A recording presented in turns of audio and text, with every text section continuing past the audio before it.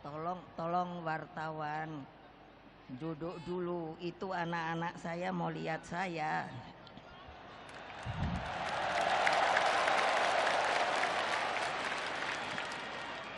Assalamualaikum warahmatullahi wabarakatuh.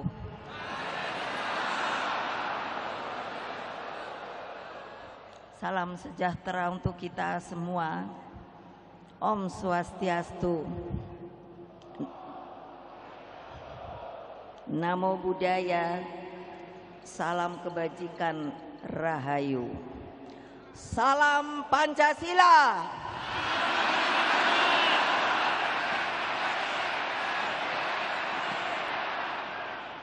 Merdeka! Merdeka!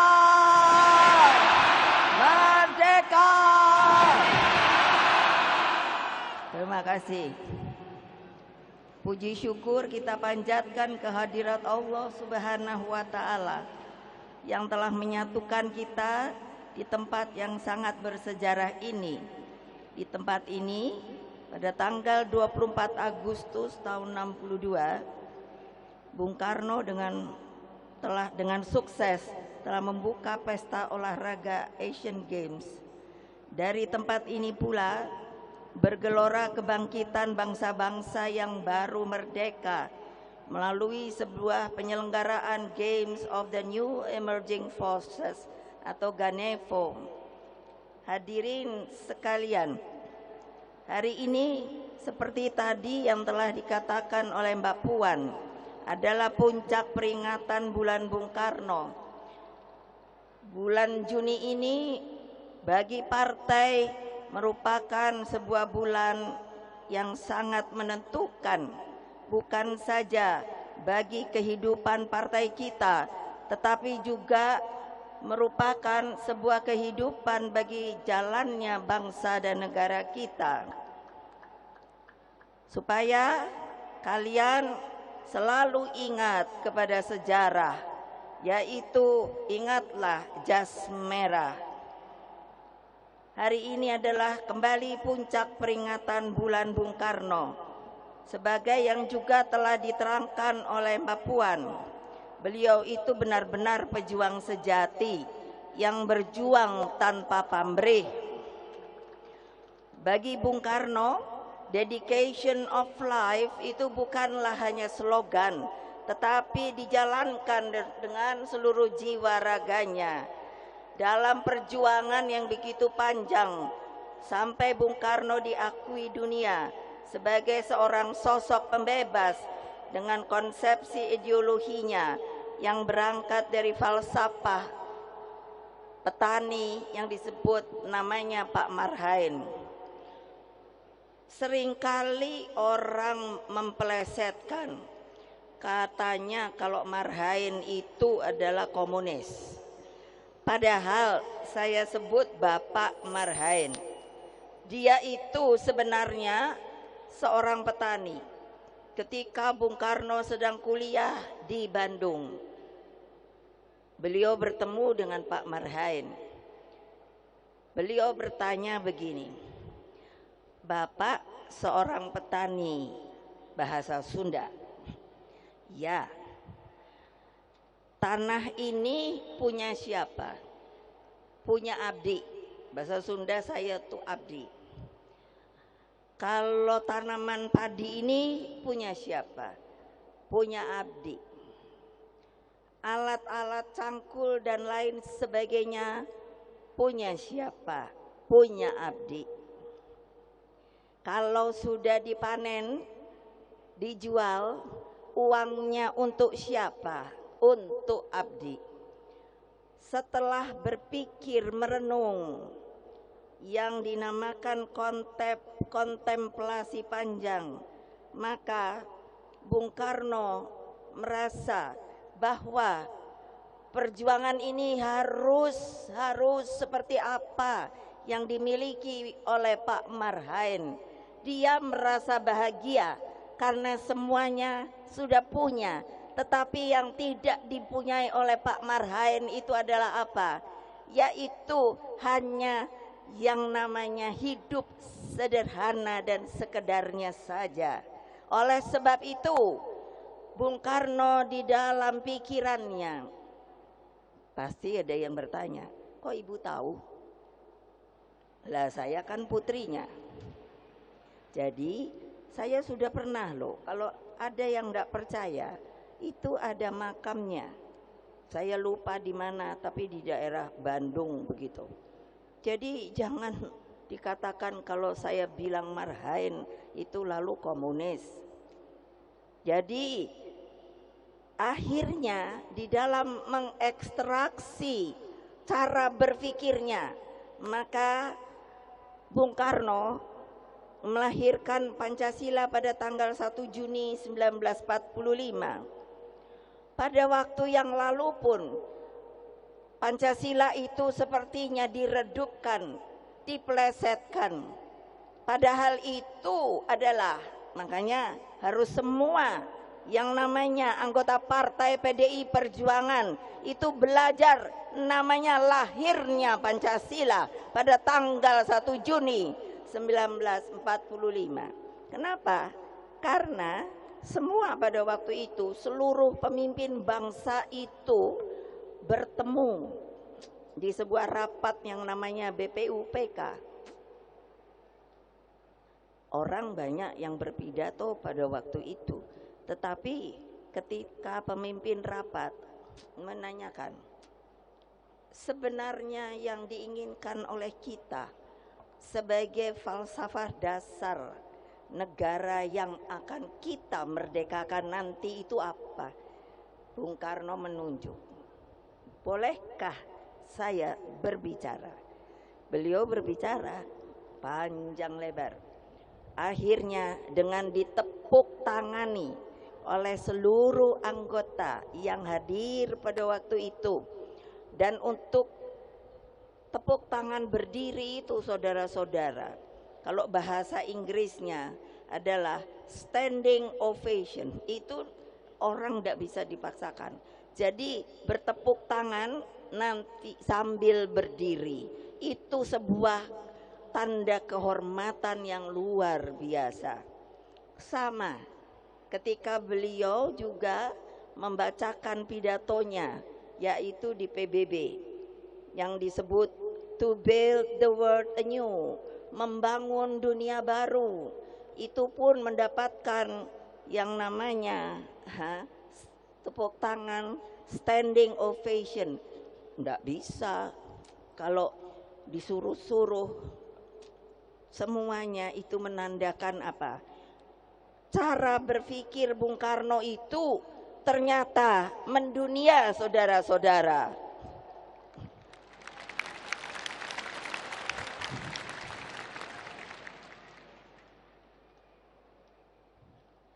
Jadi di tangan Bung Karno politik itu bergerak ke bawah. Ke bawah. Ingat, ke bawah. Ke siapa? Ke siapa? Siapa? Kurang keras. Siapa? Ke yang saya sebut sekarang akar rumput. Rakyat itu akar rumput. Kenapa? Karena ini ada rumputnya ditutupi, tapi nanti kalau dibuka dia cepat bertumbuh kembali. Jadi rakyat itu, akar rumput itu tidak pernah bisa dipunahkan, saudara-saudara. Ingat itu. Nah, makanya ketika tanggal 17 Agustus 45 itu saya tanya bapak saya, waktu itu sebetulnya takut apa tidak? Toh masih dijajah dengan Jepang. Dan waktu itu Belanda dibantu sekutu masih juga ada. Ya takut. Nah terus kok bapak berani? Karena saya yakin, hakul yakin bahwa setelah bunyi proklamasi ini saya dengungkan, maka yang namanya Indonesia akan menjadi sebuah negara merdeka, berdaulat, dan bebas aktif, saudara-saudara. Jangan lupa loh, jangan lupa loh. Nanti yang rugi kalian sendiri kalau ada yang mau merubah-rubah ini. Saudara-saudara sekalian, di tangan Bung Karno politik ini bergerak seperti tadi yang saya katakan, keberpihakan itu selalu harus ada kepada akar rumput. Karena apa kata Bung Karno? Di dalam gubuknya rakyat miskin itulah energi perjuangan kepartean berasal, dan Tuhan bersemayam di gubuknya rakyat miskin. Nah, jadi kalau kalian luar biasa loh bisa datang ke sini. Coba kalau mereka mungkin mendengar, aduh kok saya ndak bisa ke sana ya, kok nggak bisa melihat Ibu Mega ya. Coba kasihan apa ndak ya. Watak politik seperti inilah yang dipahami oleh PDI Perjuangan, sehingga melalui Rakernas ketiga pada tanggal 6 Juni yang lalu, PDI Perjuangan mengangkat kembali perintah konstitusi. Ingat, perintah konstitusi. Ingat, perintah konstitusi bahwa fakir miskin dan anak-anak terlantar dipelihara negara. Itu nanti yang akan jadi pegangan kita untuk supaya kita bisa menang kembali. Kalian siap apa tidak?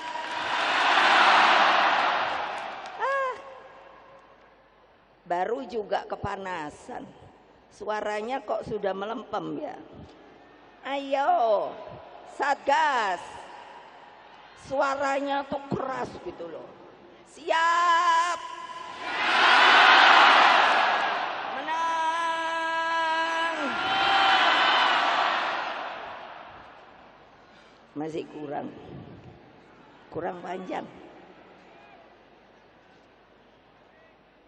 Nah itu nanti kemana-mana harus diomongkan dengan akar rumput sama rakyat. Rakyat tuh sebenarnya gampang disentuh loh. Artinya apa? Iya, datangi, sampurasun, assalamualaikum. Terus nanti apa kesulitannya? Anak-anak dirangkul, datangkan harapan pada mereka. Jadi gampang sebetulnya. Tetapi kalau ndak mau turun, ya ndak akan pernah tahu. Betul apa tidak?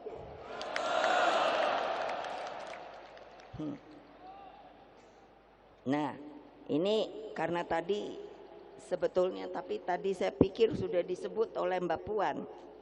Semua yang hadir, yang terhormat di sini, termasuk Pak Jokowi, lalu sudah dikenalkan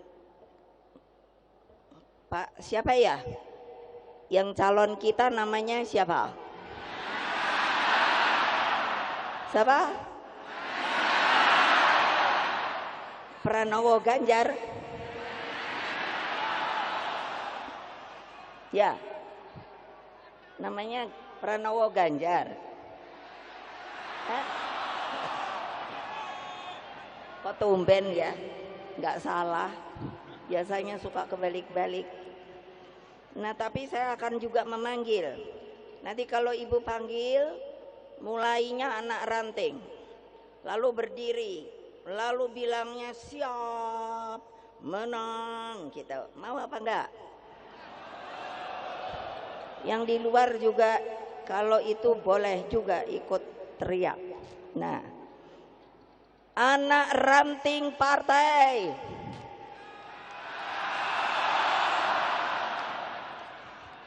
Ranting partai.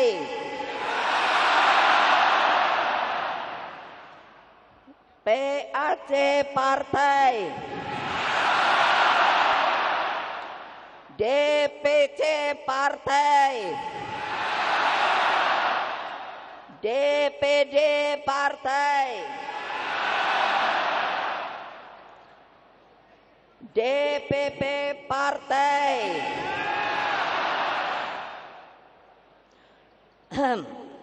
Satgas Partai. Untunglah suaranya masih kencang. Kamu masih sayang apa enggak sama ibu? Ah, lemes.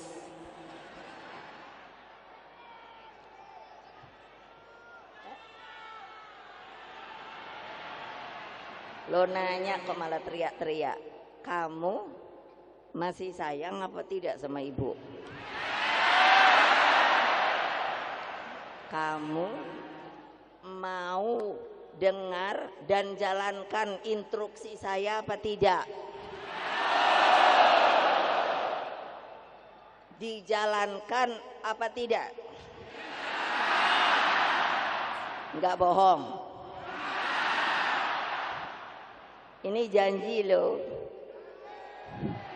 Siapa nanti yang tidak turun? Siapa nanti yang tidak turun? Ibu tahu loh. Ibu tahu, sangat tahu. Jadi orang yang seperti itu hanya ada dua. Mundur sukarela atau nanti ada aturannya. Pasti sudah tahu.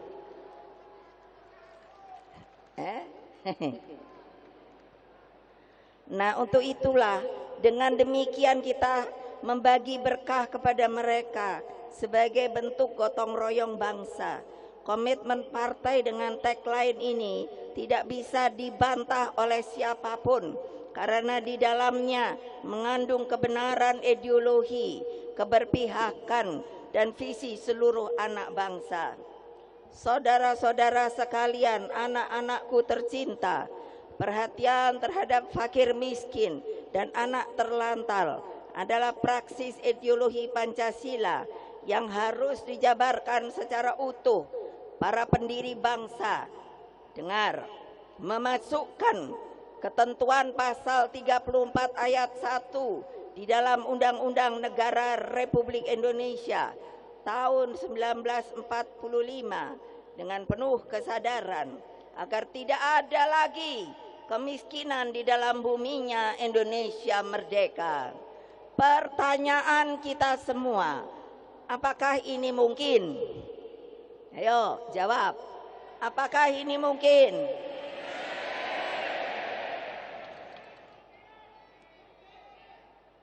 Jawabnya kenapa?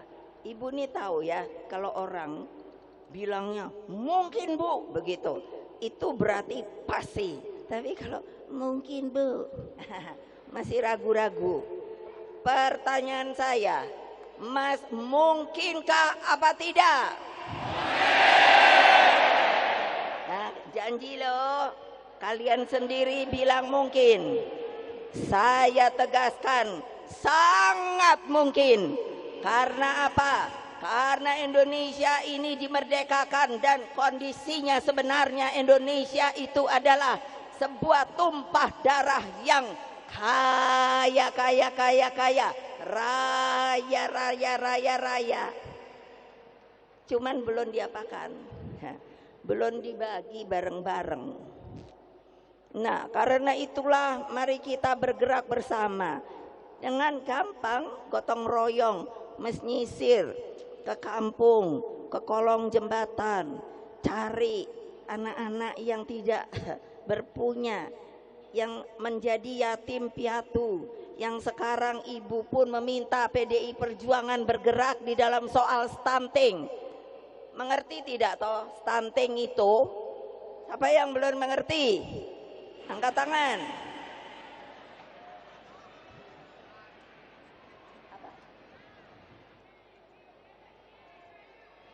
Ya, betul. Kurang gizi. Akibatnya apa?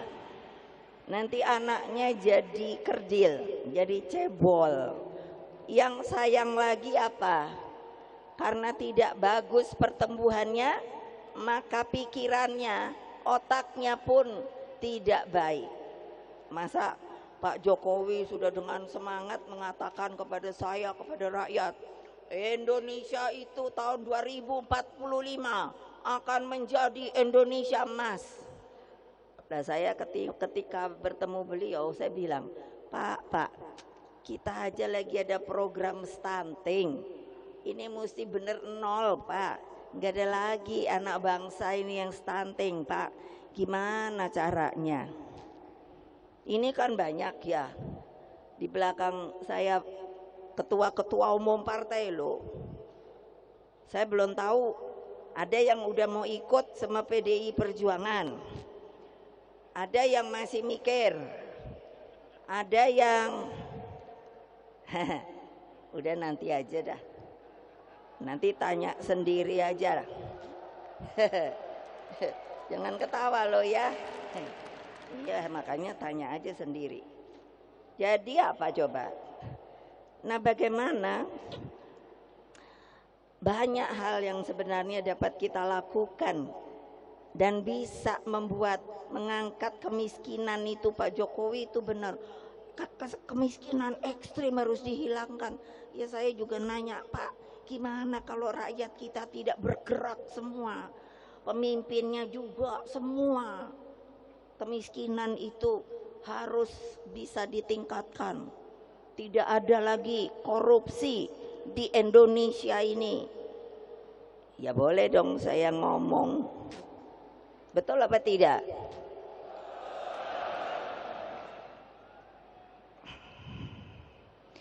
Nah, apa toh untuk menghapuskan kemiskinan ekstrim? Itu bukan hanya sekedar ukuran pendapatan per hari, namun rasa bahagia, terlindungi, menyangkut keadilan, pekerjaan yang layak, akses terhadap pendidikan, sarana kesehatan, kebijakan sosial negara, dan semua itu kalau bisa terjadi, pasti apa yang dikatakan tadi oleh Bung Karno, di gubuk-gubuk orang miskin itulah yang sebenarnya ada Allah Subhanahu wa Ta'ala. Itu pasti kelihatan terus rasa bahagia. Karena itulah jejaring kerjasama itu sangat-sangat diperlukan. Presiden Jokowi, Wakil Presiden Ma'ruf, dan hadirin sekalian, sungguh menjadi kado istimewa bagi bangsa Indonesia dalam menjelang peringatan bulan Bung Karno ini. UNESCO telah menetapkan 3 arsip pidato Presiden pertama, Dr. Insinyur Soekarno, sebagai Memory of the World, yaitu menjadi milik dunia bersama.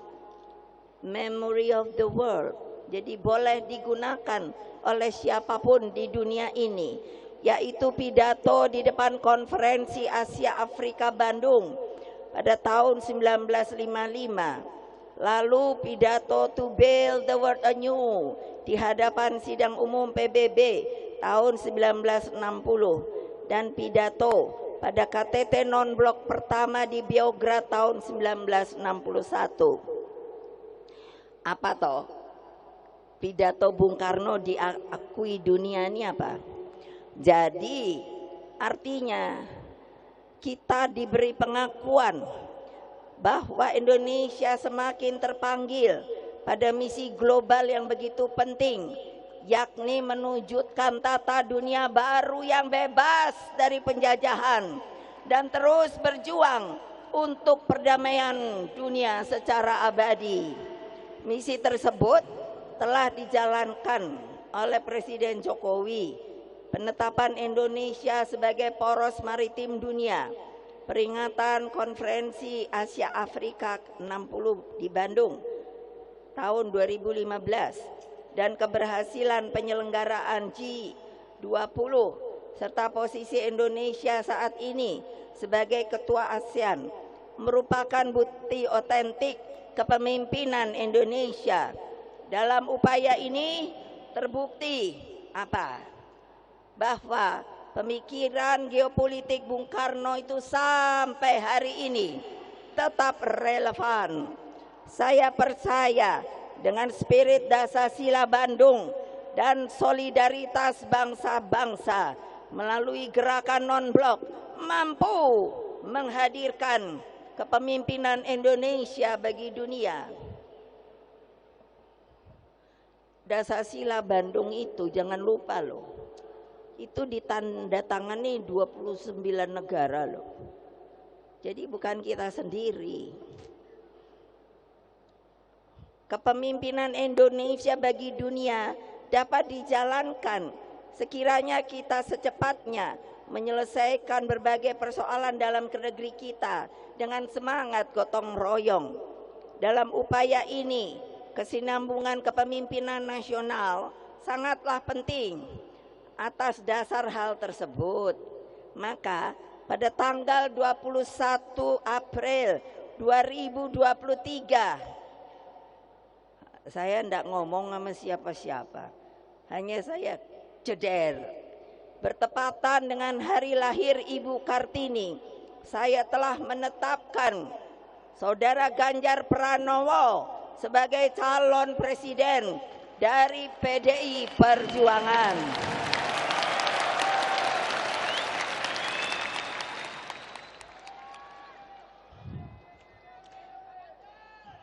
Kenapa toh kok saya ambil hari Kartini? Karena saya kadang-kadang tuh kesel. Keselnya apa? Lah, kalau lihat sejarah, makanya belajar sejarah. Peran perempuan itu, walah sebetulnya sebelum merdeka loh. Mereka itu supaya kalian mengerti siapa toh pahlawan-pahlawan perempuan kita sebelum kemerdekaan. Nyi Ageng Serang tahun 1752, Marta Kristina Tiahahu 1800, Cut Nyadin Aceh 1848, Cut Nyak Mutia 1870, Maria Walanda Maramis 1872, Nyai Ahmad 8, Nyai Ahmad Dahlan 1872, Raden Ajeng Kartini 1879, dan Dewi Sartika 1884, Rasuna Said 1910, Fatmawati Soekarno masih sampai hari ini. Tahu nggak Fatmawati Soekarno itu siapa ya?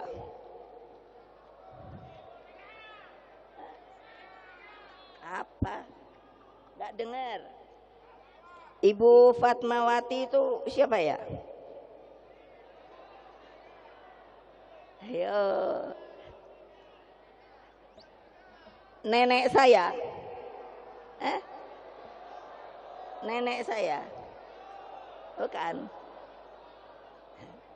Bu Fatma itu yang melahirkan saya ini. Makanya saya ini jadi perempuan yang tangguh gitu loh. Coba. Ya, betul apa enggak? Betul enggak? Mantap apa tidak? Iya, keren loh. Syukur alhamdulillah keputusan pencalonan tersebut disambut baik oleh rakyat Indonesia. Makanya dengan spirit gotong royong yang kita kedepankan, tadi sudah saya sampaikan. Padahal kita itu sebetulnya boleh bawa calon presiden, wakil presiden sendiri loh. Tapi saya membuka pintu karena apa? Sifat kita adalah kekeluargaan dan gotong royong. Jadi tadi saya katakan di belakang saya ini ada beberapa partai yang sudah pasti. Itu ada 3 dari PPP, Partai Partai Persatuan Pembangunan. Ayo Pak Mardiono berdiri. Beliau nomor 1, Bu. Saya sama-sama boleh enggak, Bu? Boleh, Pak. Nah, lalu tapi ada lagi. Ini abang saya ini. Ndesek-ndesek aja. Dari Partai Hanura, yaitu Pak Oso. Dia suka marah-marah kalau kenapa kamu nggak pernah ajak abang ya? Ayo sinilah kalau mau ikut gitu. Yang ketiga itu orangnya tidak ada. Salam dari Pak Haritanu Wijaya.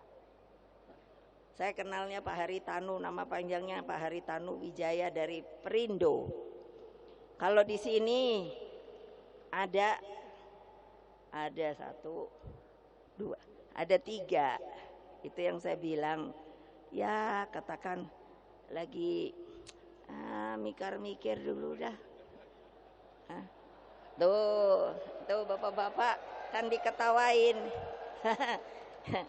Lo benar, tapi ya saya bilang ya enggak apa-apa. Mau ikut boleh, enggak ikut ya enggak apa-apa. Betul enggak? Merdeka!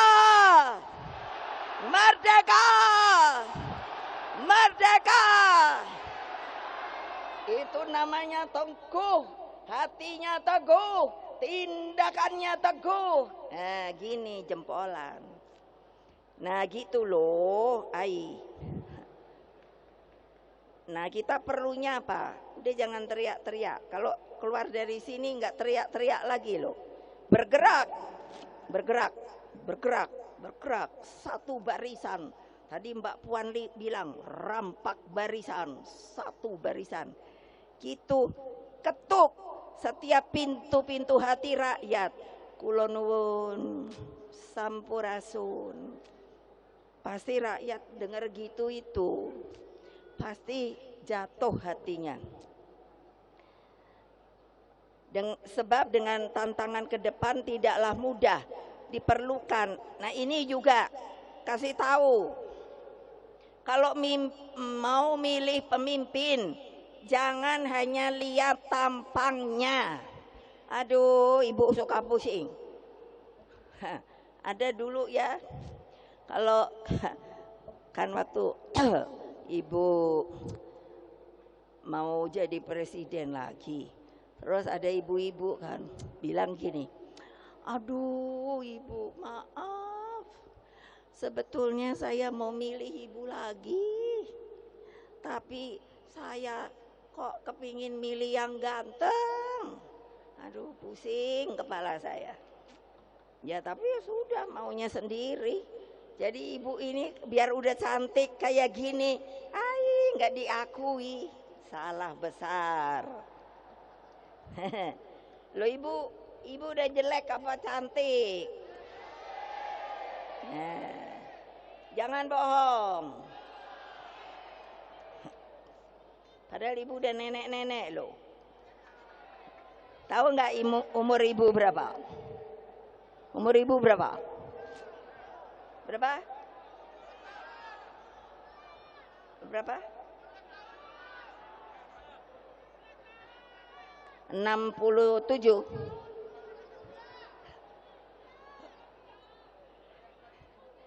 Ibu nih udah nenek, hanya karena semangat jadi masih bisa teriak-teriak.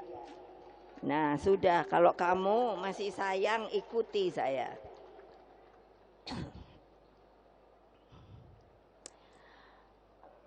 Nah, kalau pemimpin tuh sebetulnya mesti dilihat lahir batin, jangan fisik saja, terpersona gitu. Diperlukan pemimpin yang berpengalaman baik di lembaga legislatif maupun eksekutif, kepemimpinan yang visioner, yang arif, bijaksana, dan memiliki rekam jejak prestasi yang baik, serta mengakar, ini yang paling penting, mengakar kepada akar rumput. Saya ingatkan, saya ingatkan 5 menit coblosnya, 5 tahun ngerasain seneng atau susahnya. Hati-hati loh. Karena itulah gunakan hak pilihmu dengan sebaik-baiknya.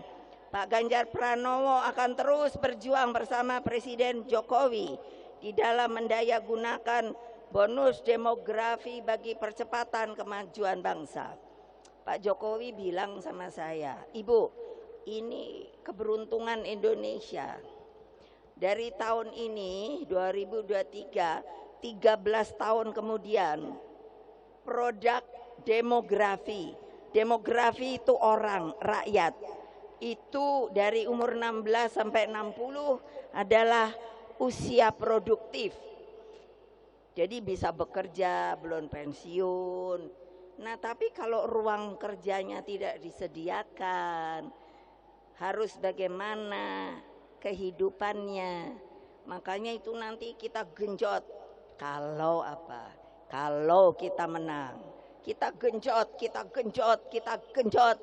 Bisa apa tidak? Ya kalau kalian hanya, aduh ibu kok suruh genjot-genjot, saya kan cuman anak ranting. Anak ranting itu apa? Anak ranting itu adalah kalau namanya panah, maka dia adalah itu senjatanya yang duluan jerap masuk. Jadi jangan mikir kita kecil bu, anak ranting aja. Kalau tidak ada anak ranting, tidak ada ranting. Iya dong. Kalau tidak ada ranting, tidak ada PAC. Begitu juga PAC mendukung yang namanya apa? Yang namanya DPC. Lalu DPC, kalau ada DPC ya, yang nggak mau kerja, kasih tahu ibu ya. Siap, siap, siap. Iya, masa maunya duduk aja di kursi. Wow, saya DPC. Kalau DPD sama juga. Kalau DPP lebih sama juga. Ini di bawah ibu semuanya tuh. Kupingnya dengerin ibu, padahal hatinya udah degap, degup, degap, degup. Karena mikir gini, aku udah turun ke bawah apa belum ya? Aku udah turun ke bawah apa belum ya?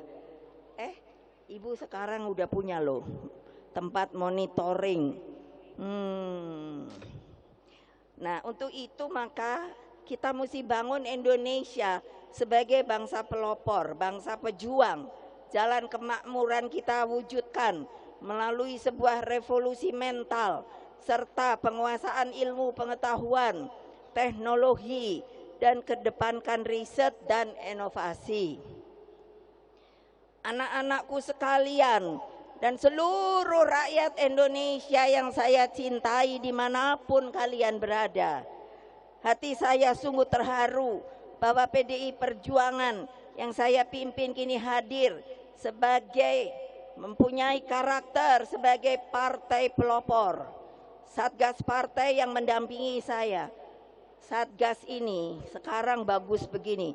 Dulu ketika menjadi benteng saya pada masa sulit saya, kini tampil penuh disiplin dan membanggakan. Satgas partai inilah yang menjadi benteng hidup saya ketika masih zaman PDI, Partai Demokrasi Indonesia. Ketika itu masa Orde Baru, susah banget. Yang namanya digontok gini, digontok gitu. Tapi ibu biar digontok gini, digontok gitu, ibu tetap. Nah gitu loh. Jadilah kalian semua benteng Pancasila, benteng kebenekaan Indonesia, benteng negara kesatuan Republik Indonesia, dan benteng seluruh rakyat Indonesia. Terima kasih juga saya sampaikan kepada seluruh panitia, komunitas Juang Jawa Tengah, para pengisi acara, dan secara khusus penari kecak perempuan. Ini tari kecak itu biasanya laki. Jadi ibu bilang pada Mas Guru, adik saya sendiri, dia itu seniman. Kamu bisa nggak ngajarin perempuan nari kecak? Cak cak cak cak cak cak cak cak cak cak cak cak cak cak gitu loh, nanti lihat deh, keren. Yang sudah berminggu-minggu digembleng oleh adik saya dan Badan Kebudayaan Nasional atau BKN PDI Perjuangan. Nanti pada puncak acara, dan itu jadikan sebagai sebuah kebanggaan kebudayaan kita, sebagai sebab tanpa berdiri kokoh pada identitas kebudayaan bangsa, kita akan menjadi bangsa terasing di tanah air kita sendiri, saudara-saudara. Secara khusus, nah ini kali ini pasti kalian kan mikirnya gini, kenapa bendera kita itu banteng, lalu disebut banteng moncong putih. Jadi saya ingin mengenalkan ketika kami PDI tidak boleh mengikuti pemilu, saya heran juga loh. Waktu itu kita nggak boleh. Terus saya pikir gimana ya, saya udah punya partai. Akhirnya saya tanya kepada mereka yang berkepentingan, kalau mau ikut bagaimana ya? Ganti nama, Bu. Nah itulah supaya tahu, namanya adalah menjadi PDI Perjuangan. Perjuangannya tidak boleh disingkat, PDI-nya boleh. Tapi kalau paling bagus Partai Demokrasi Indonesia Perjuangan.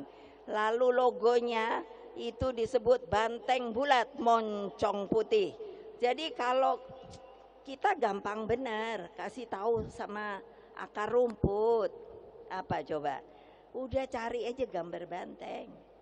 Itu loh moncongnya lucu, putih. Nanti pasti dicari. Itu adalah waktu itu apa? Sayembarakan. Lalu yang menang siapa? Namanya Saudara Triawan Munaf. Mana dia orangnya?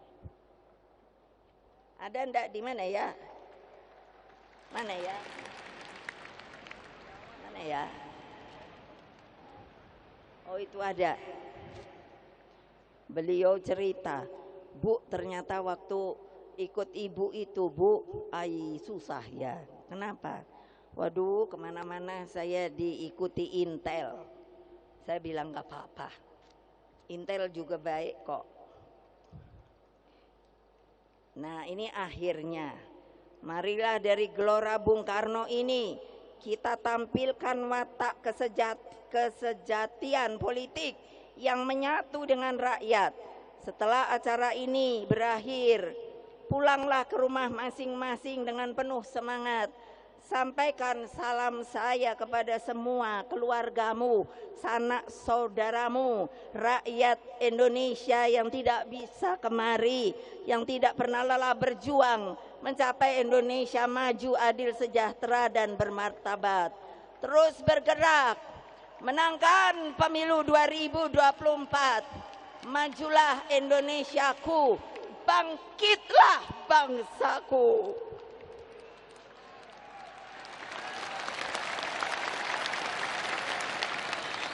Bersatu kita teguh, bercerai kita runtuh. Satyam Eva Jayate, kebenaran adalah selalu mau dan mau tidak mau akan membuktikan diri bahwa dia adalah benar. Merdeka! Merdeka! Merdeka! Merdeka! Merdeka! Terima kasih. Wassalamualaikum warahmatullahi wabarakatuh. Om Santi, Santi, Santi Om.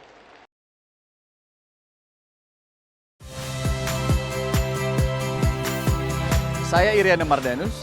Saksikan program-program Kompas TV melalui siaran digital, pay TV, atau media streaming lainnya. Kompas TV, independen, terpercaya.